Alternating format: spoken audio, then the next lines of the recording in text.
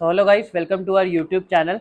अब मुझे बहुत सारे दिनों से कमेंट आ रहे हैं, पर्सनली व्हाट्सअप आ रहे हैं कि सर आप लॉ तो करवा रहे हो बट केस लॉ करवाओ, हमको केस लॉ नहीं समझ में आता है। तो ये शायद पहले किसी ने किया नहीं है, बट आज का लेक्चर और ये वीडियो जो दो पार्ट पे डिवाइड होगा वो पूरा सिर्फ केस लॉस के बारे में होगा। अपन लास्ट ईयर के स्कैनर्स में जितने भी केस लॉ है वो पूरा अपन खत्म करेंगे, ट्राई टू अंडरस्टैंड करने का। एंड प्लस केस लॉ लिखा कैसे जाएगा वो भी पता चलेगा। पार्ट ए वीडियो में आपको कंपनीज को छोड़ के जितने भी केस लॉस है 2016 न्यू सिलेबस वाला, 2016 वाला सिलेबस, वो अपन कवर करने का ट्राई करेंगे। एंड पार्ट बी में आपको कंपनीज एक्ट के आएंगे। परफेक्ट, तो स्टार्ट करते हैं आज का। अब देखो, सबसे पहले तो केस लॉ में ना आपको तीन चीज याद रखनी है। क्या तीन चीज याद रखनी है? सबसे पहले सेक्शन कंपलसरी आपको लिखना ही पड़ेगा अगर आपको मार्क्स चाहिए तो। Second, topic. जैसे टॉपिक का मतलब क्या है, अपन ने सेल ऑफ गुड्स एक्ट किया। सेल ऑफ गुड्स में क्या है, पहले फीचर्स बताता है, फिर कंडीशन वारंटी बताता है, फिर कैवेट एम्प्टोर बताता है। ये सब टॉपिक है या ना? आपको वो याद रखना है क्योंकि जो भी केस लॉ आएगा ना उसमें एक सब टॉपिक यूज किया जाएगा। सेक्शन, टॉपिक एंड फिर लास्ट में आपको उसका रिमार्क लिखना है या कंक्लूजन लिखना है। जैसे एक एग्जांपल लेते हैं, चालू करते हैं अपन। दिसंबर 2016 का पेपर है। Answer the question. C, A age 16 years was studying in an engineering college. A जिसकी उम्र 16 साल है वो इंजीनियरिंग कॉलेज में काम पढ़ता था। On 1 June 2015 he took a loan of rupees 2 lakh from B for the payment of his college fee and agreed to pay by 31st July 2016.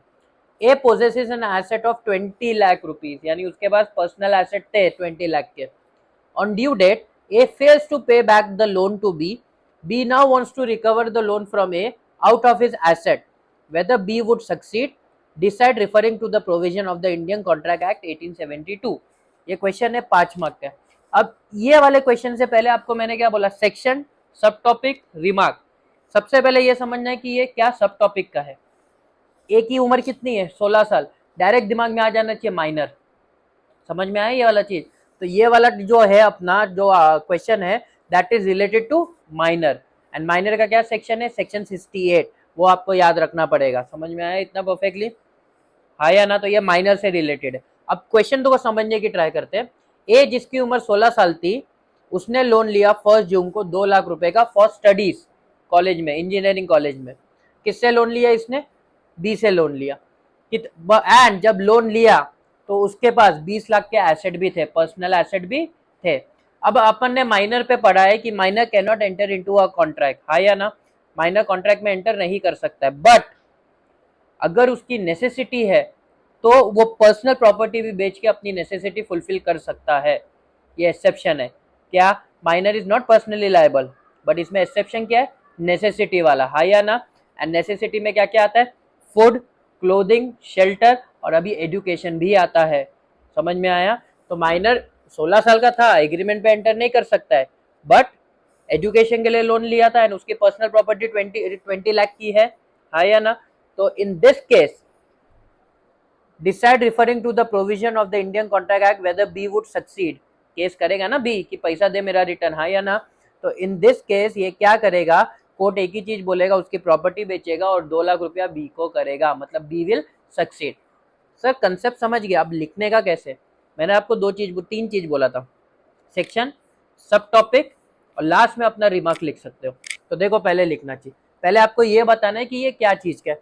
तो this problem in question is covered under the exception as per section 68, section भी quote कर दिया, of the Indian Contract Act 1872।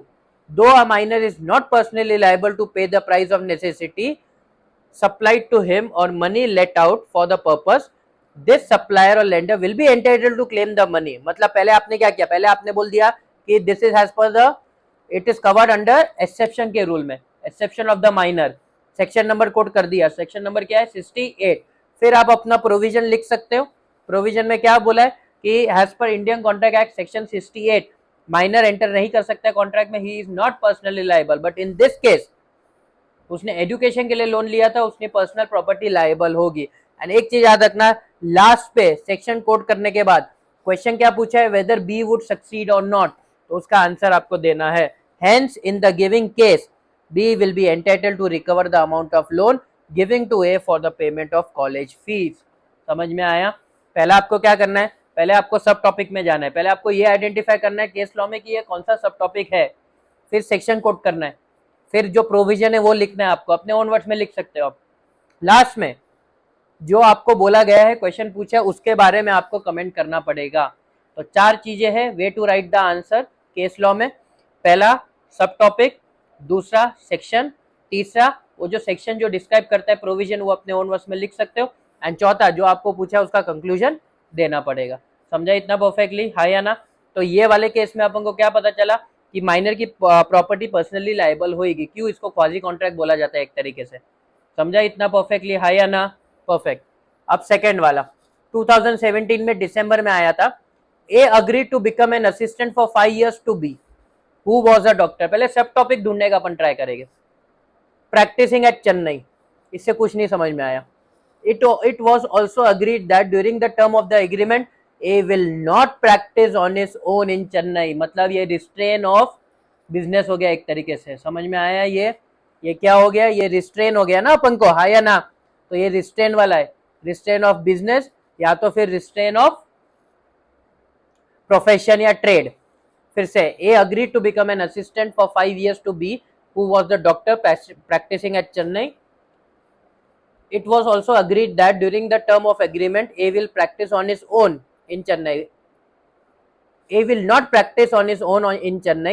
At the end of 1 year, A left the articleship of B and began to practice on his own account. Referring to the provision of the Indian Contract Act 1872, decide whether A could be restrained from doing so. मतलब पहले question समझने का try करते हैं।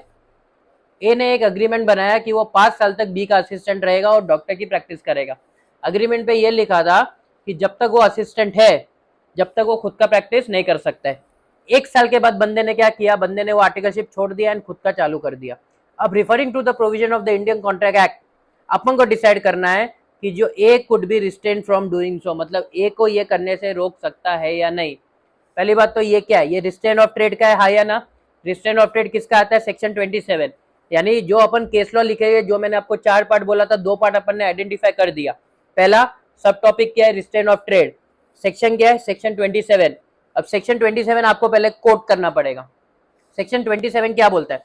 According to the provision of Indian Contract Act 1872, section 27, an agreement through which a person is restrain मतलब रोका जा रहा है, from exercising a lawful profession और ट्रेड इज वॉइड। वॉइड मतलब it is not acceptable by the court of law.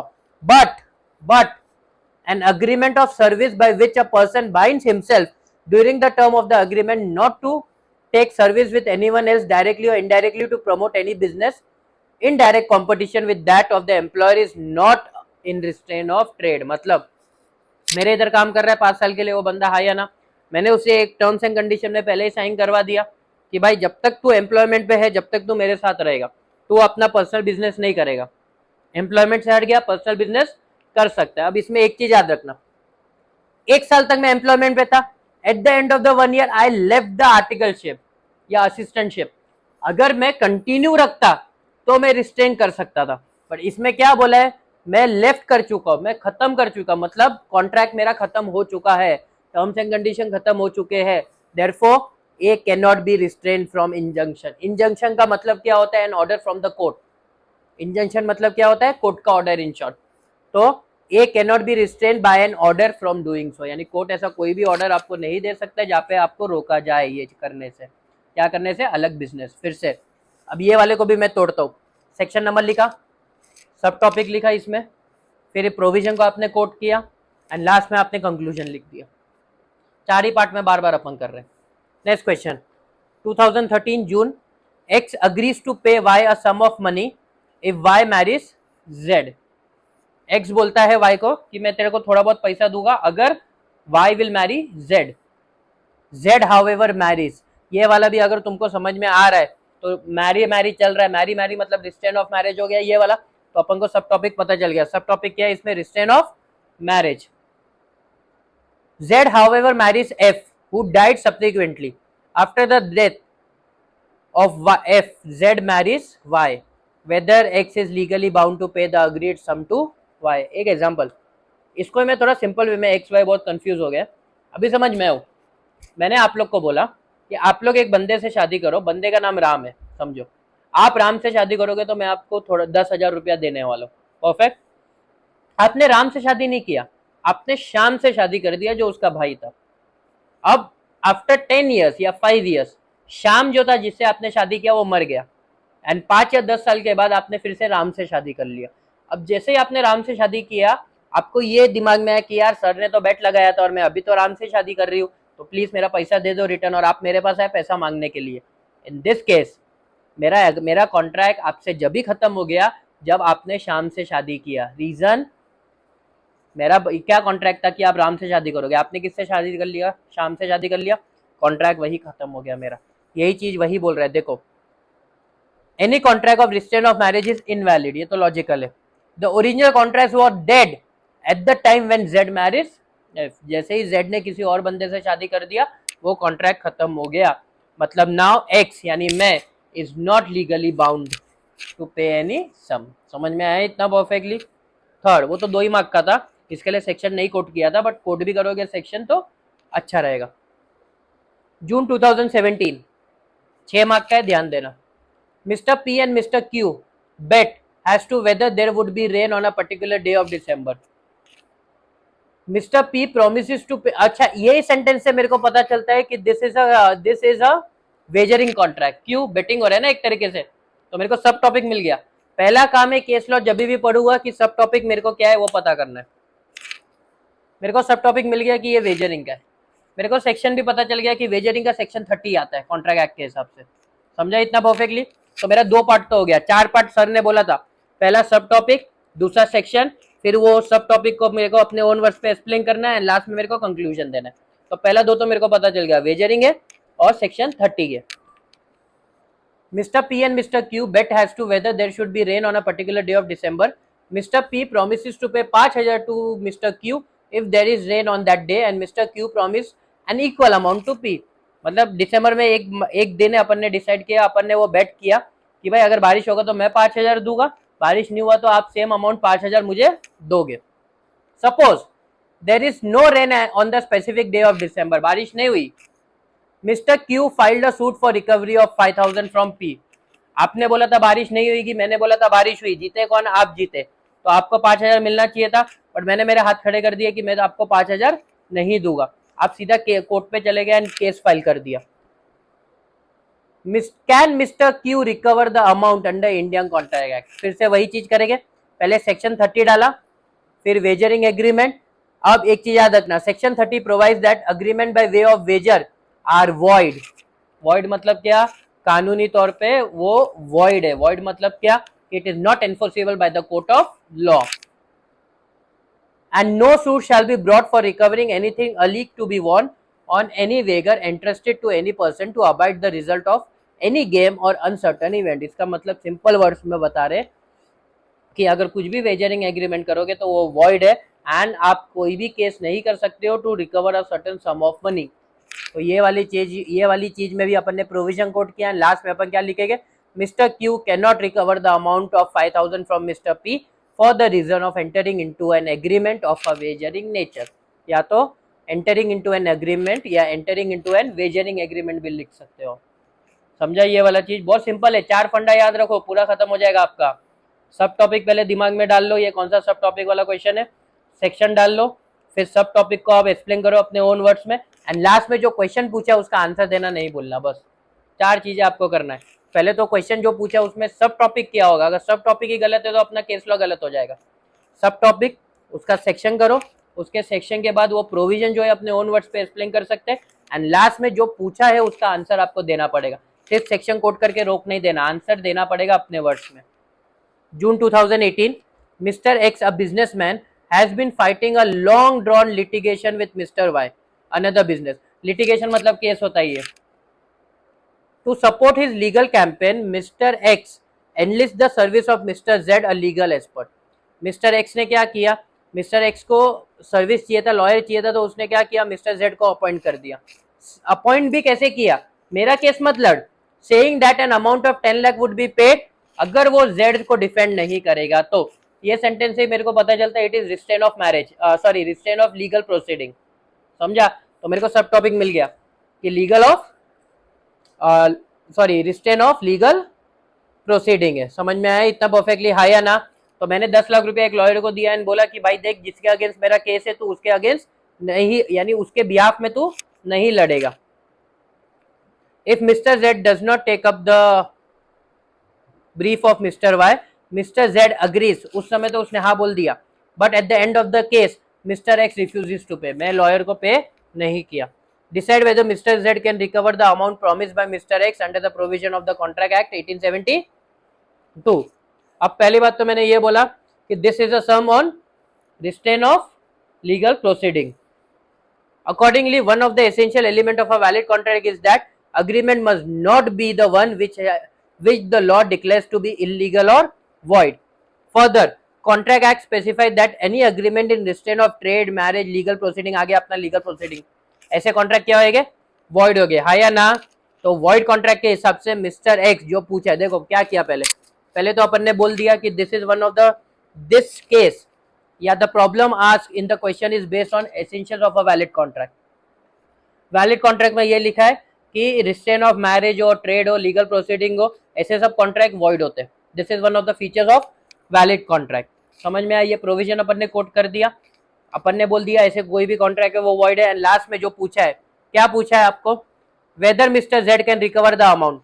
No, mister Z can not recover the amount promised by mister X under the provision of the Indian Contract Act 1872। समझा इतना perfectly? ये वाला चार चीजें बार बार बोल रहा हूँ, याद रखना है बस। सब टॉपिक समझ लो, सब टॉपिक अगर गलत निकला तो केस लॉ गलत, सब टॉपिक फिर उसका सेक्शन डालो। देखो कभी कभी सेक्शन नहीं डालोगे तो भी चलेगा, बट सब टॉपिक डालना है। और इसमें एक चीज याद रखना, सेक्शन अगर डालोगे तो सही डालना, या तो डालो ही मत, और डाल रहे हो तो सही डालना, क्योंकि अगर पूरा कंटेंट आपका राइट है बस सेक्शन गलत है, सीधा 0 मिलेगा आप लोग को। समझा इतना?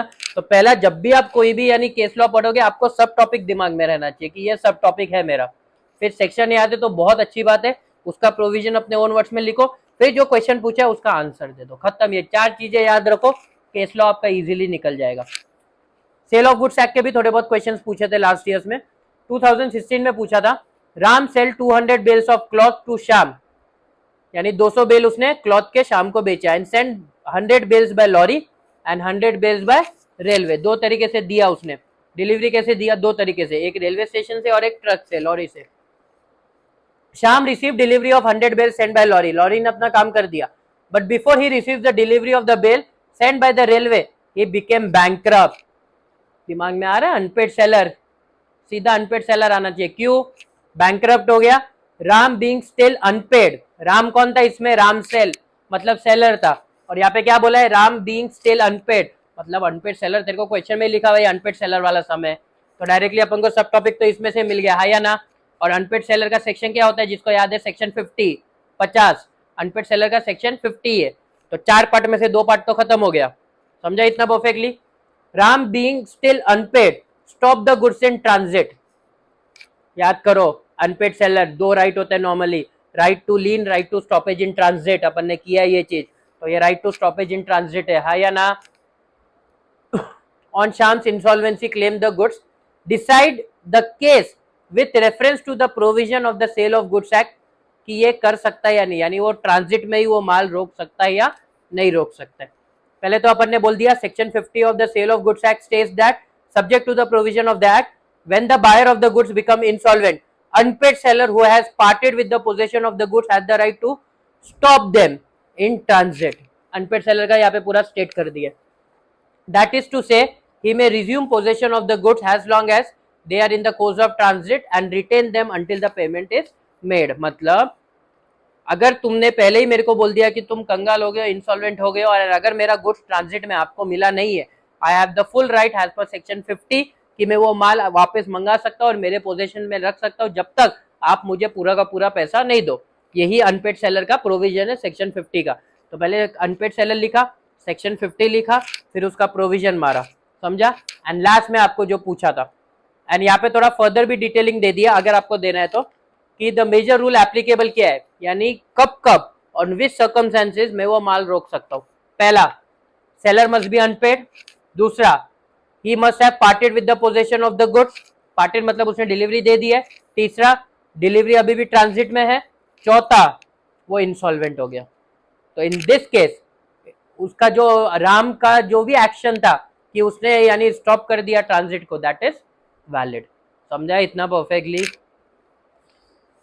जून 2017 नेगोशिएबल वाला आ गया, ये 6 मार्क का पूछा था। A draws a bill on B, B accept the bill without any consideration. Bill accept किया उसने विदाउट एनी कंसिडरेशन। ये कंसिडरेशन वाला है चैप्टर, यहाँ या ना कि इंस्ट्रूमेंट अगर विदाउट कंसिडरेशन होता है तो वो वैलिड होता है या नहीं होता है, एंड ये हैज पर सेक्शन 43 है। समझा इतना परफेक्टली। तो अपन को दो चीज तो मिल गया, सेक्शन मिल गया, सब टॉपिक मिल गया। अब थोड़ा देखते हैं क्या पूछा। A draws a bill on B, B accept the bill without a consideration, the bill is transfer to C without consideration. A to B, B to C without consideration. फिर सी ने transfer किया D को for a value, सी ने D को किया for a value. अब मैं section 50 में आपको, सॉरी सेक्शन 43 में मैं आपको लेके जाता हूं। A to B without consideration, B to C without consideration, C to D with a value यानी विथ कंसिडरेशन। मतलब डी ने जब चेक लिया तो कंसिडरेशन था, तो अगर डी को पैसा नहीं मिला तो वो सी को ही नहीं, ए बी सी तीनों पे केस कर सकता है। ये सेक्शन बोलता है सेक्शन 43। समझा इतना परफेक्टली। तो वही चीज बोला है, decide whether D can sue the prior parties of the bill. Yes, he can sue. Whether the prior party other than D have any right of action intense, नहीं। right of action intense मतलब क्या, A B C, अगर ये तीनों में से D की बात नहीं कर रहे क्योंकि D ने कंसिडरेशन दिया है, A B C without consideration हुआ था। अगर किसी ने भी पैसा नहीं दिया तो वो केस में, वो कोर्ट में नहीं जा सकते, they can not file a sue, because consideration हो तो ही आप केस कर सकते हो, नहीं हो तो नहीं कर सकते हो। समझा इतना। तो वही चीज इधर पूरे में लिखा है, पहले सेक्शन नंबर कोट कर दिया, फिर वो instrument made, drawn, accepted, endorsed और ट्रांसफर्ड विदाउट कंसिडरेशन, और for a consideration which fails create no obligation of payment between the parties. Without consideration तो ऑब्लिगेशन नहीं है पैसा चुकाने का। समझ में आया। But if any such party has transferred the instrument, जैसे ये केस में सी ने डी को दिया ना, without endorsement to a holder for a consideration, such holder and every subsequent holder deriving from him may recover the amount due on such instrument from any of the prior party। मतलब D, अगर D को पैसा नहीं मिला तो C से भी ले सकता है, B से भी ले सकता है, या A से भी ले सकता है। समझ में आया इतना परफेक्टली, यही इधर बोला गया था। समझा इतना परफेक्टली, है या ना। तो पहले वाले केस में देखो अपन ने सेक्शन कोड कर दिया, अपन ने प्रोविजन बता दिया, एंड लास्ट में अभी ए वाले में क्या बोला है, whether D can file a case on prior parties in this problem as asked in the question. A has drawn a bill on B, B has accepted the bill without consideration and transferred it to C without consideration. Later on next transfer by C to D is for the value according to the provision mentioned above. The bill ultimately has been transferred to D with consideration. Therefore, D can sue any of the party, that is A, B and C. D arrived at good title, यानी सिर्फ D को good title मिलेगा, A, B, C को नहीं मिलेगा। Second में क्या पूछा है आपको, whether the prior parties other than D have the right of action intense.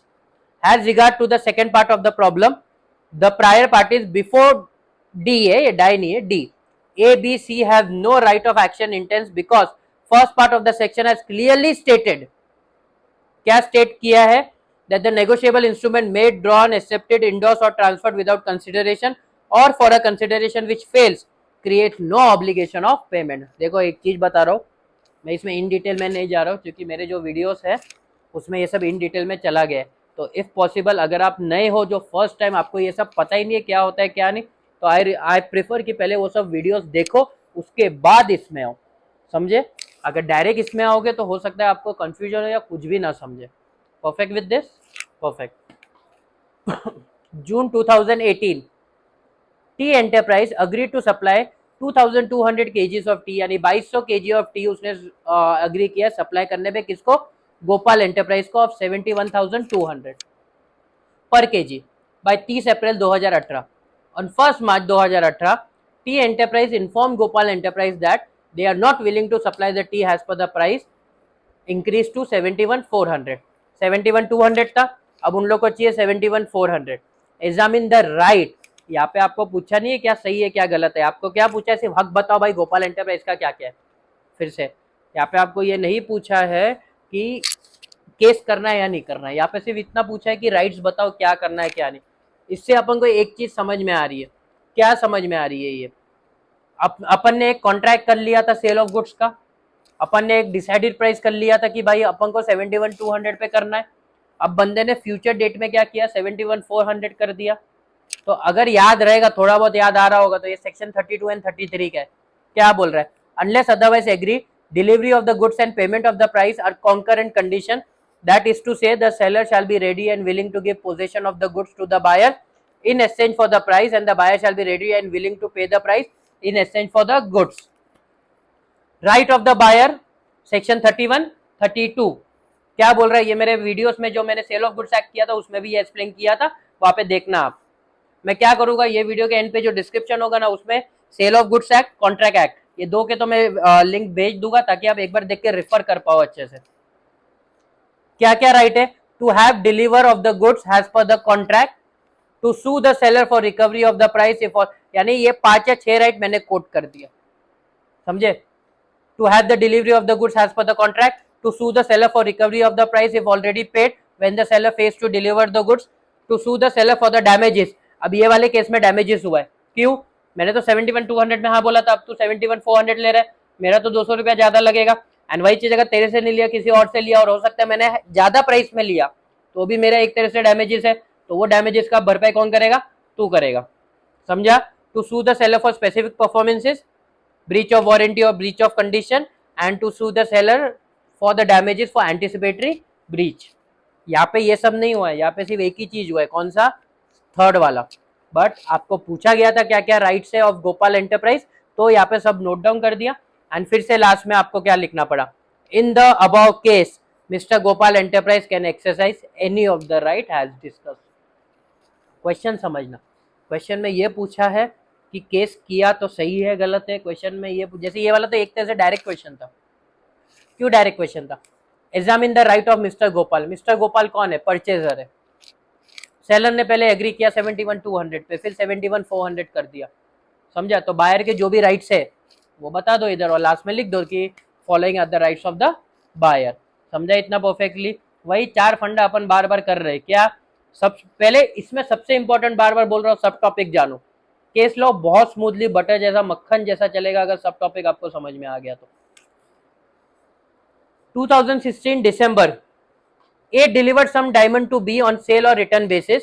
B delivered the diamond to C and C to D on the same term. मतलब cell और रिटर्न बेसिस का समय है। The diamond was stolen while in custody of D. Who shall suffer the loss? हाँ या ना। अब ये सेल और रिटर्न का समय। अब सेल और रिटर्न में अपन ने क्या सीखा है, सेल और रिटर्न में अपन ने ये सीखा है कि जब तक सेल होता नहीं है, रिकॉग्नाइज होता नहीं है, उसके ऊपर नहीं आएगा। मतलब अगर तुमने मेरे को सेल और रिटर्न में अगर कुछ मोबाइल फोन दे दिया 1 हफ्ते यूज करने के लिए, और अगर मेरे से मोबाइल फोन स्टोलन हो गया, अभी तक राइट ऑफ ओनरशिप तुमने मेरे को ट्रांसफर किया नहीं है, क्योंकि सेल हुआ नहीं है, मेरा कंफर्मेशन आया नहीं है, तो अभी भी अगर कुछ भी नुकसान हुआ तो it is up to you, समझा। तो वही चीज इधर लिखा है। In this case B has adopted the transaction by delivering the diamond to C and thus is liable to pay the price to A. Similarly, C has adopted the transaction by further delivering it to D and thus is liable to pay the price to B. As between C and D, पहले ये देखते हैं। In this case, A ने B को दिया था, हाँ या ना, सेल और रिटर्न बेसिस में, फिर B ने C को दिया एंड C ने D को। B has adopted the transaction, मतलब जैसे ही B ने वो माल C को दे दिया, मतलब B ने कंफर्म कर लिया है कि हाँ भाई मेरे को माल चाहिए। क्यों, अगर तुम मेरे को मोबाइल फोन दे रहे हो यूज करने के लिए, वही मोबाइल फोन अगर मैंने फ्रेंड को बेच दिया या ट्रांसफर कर दिया, बोला कि तू यूज कर, मतलब मैंने आपके मोबाइल फोन का टर्म्स एंड कंडीशन, आपका सेल एक्सेप्ट कर लिया है। पहले वाले केस में ए ने बी को दिया, बी ने सी को, जैसे ही बी ने सी को दिया, B has accepted the terms, तो बी भरेगा ए को।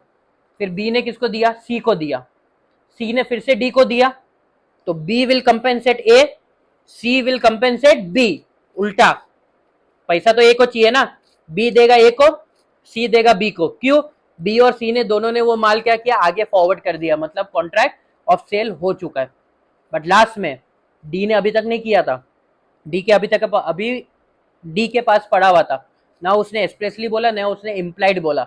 जैसे बी और सी ने तो इम्प्लाइडली बोल दिया था एक्शन करके, बट वही चीज डी ने अभी तक नहीं की है। और डायमंड घुमा किससे, डी से घुमा, फिर भी डी इज नॉट लायबल। सिर्फ सी तक ये खत्म हो जाएगा। देखो, as between C and D, the transaction was still of sale or return, which was not adopted by D either expressly or implied, and thus ownership has not passed. Therefore, C shall suffer the loss of the diamond. D के पास नहीं आएगा क्योंकि अभी तक उसने कुछ भी expressly या इम्प्लाइडली नहीं बोला है कि हाँ भाई मुझे सेल करना है, मुझे वो डायमंड पसंद आया है। परफेक्ट। इसमें 2016 में डी में भी आया था क्वेश्चन, सी आया था, क्वेश्चन डी आया था। X has no sorry question इधर ही है। X buys synthetic pearl for a high price, thinking that they are natural. The seller, though understood X intention, kept silent. Caveat emptor, let the buyer beware. साफ साफ समझ में आ रहा है। समझ में आया? कैसे समझ में आया मेरे को? X ने सोचा कि भाई वो जो डायमंड खरीद रहा है वो असली है। बंदे को, सेलर को पता था कि वो असली नहीं है, बट फिर भी वो चुप रहा। Examine the remedies x has against the seller. कैवेट emptor के रेमेडीज आपको बोल रहा है लिखने के लिए। समझ में आया ये? तो पहले तो अपन को दो चीज मिल गया, सब टॉपिक मिल गया और सेक्शन मिल गया। कैवेट एम्प्टर, पहली बात तो कैवेट एम्प्टर में लेट द बायर बीवेयर, हाँ या ना? तो इसमें क्या पूछा है? Examine the remedies x has. X कौन है इसमें? बायर है। कैवेट एम्प्टर में सीधा सीधा बोला है let the buyer beware, seller के ऊपर ये नहीं है। अगर आप अपने स्किल्स पे भरोसा करके बोल रहे हो कि नहीं मेरे को यही वाला डायमंड चाहिए, एंड यू आर थिंकिंग कि हाँ भाई यही असली डायमंड है, तो चाहे वो असली डायमंड हो नहीं हो, मेरे को पता हो नहीं हो, it is not my responsibility to make you realize that it is not a true diamond. समझा इतना परफेक्टली? तो कैवेट एम्प्टर यही बोलता है X has no remedy against the seller. समझा इतना परफेक्टली? एंड कैवेट एम्प्टर का पूरा प्रोविजन बता दिया। सेक्शन 16 होता है caveat emptor. Caveat emptor means let the buyer beware, that is the sale, in sale of goods the seller is under no duty to reveal the truth about the goods sold. Therefore, when a person buys some good, he must examine them thoroughly. If the goods turn out to be defective or do not fit his purpose, or if he is depend upon the skills and judgment and makes a bad decision, he cannot blame another except himself. यही case में अगर उसने बोला होता भाई मेरे को नहीं पता, डायमंड देखना नहीं आता है, आप मुझे बताओ डायमंड सही है या नहीं, मतलब he is trusting the skills of someone else, हाँ या ना? मैंने पहले ही जाके सेलर को बोल दिया भाई मुझे नहीं मालूम इसका क्या है, मैं आपके स्किल्स में भरोसा कर रहा हूँ, तो इन दैट केस अगर बाद में पता चलता कि डायमंड नकली है तो कैवेट एम्प्टर वाला रूल नहीं आता, फिर आपको भरपाई करना पड़ता। बट ये वाले केस में मेरा कोई भी राइट नहीं है। परफेक्ट। तो गाइस ये लेक्चर में मैं आपको ट्राई किया बताने की कि केस लॉ को, जो अपन सबसे ज्यादा डरते हैं, वो कैसे सॉल्व करें। प्लस मैंने लास्ट ईयर के पेपर्स भी आपको बताया कि केस लॉस कैसे आते हैं, राइट? आप ये चैनल जो है, जो मैंने ये खोला है, ये नॉर्मली आप लोग के लिए खोला है। प्लीज ऐसे ही मुझे कमेंट पे लिखते रहिए कि आपको क्या क्या चाहिए, किस पे डिफिकल्टी हो रहा है, ताकि मैं बता पाऊँ। और अभी भी आपको कोई भी ऐसा टॉपिक है जहाँ डिफिकल्टी हो रहा है, प्लीज कमेंट पे लिखिए ताकि वो जल्द से जल्द मैं सॉल्व करूँ, ताकि आपको बेनिफिट हो। Please subscribe to my channel. Thank you.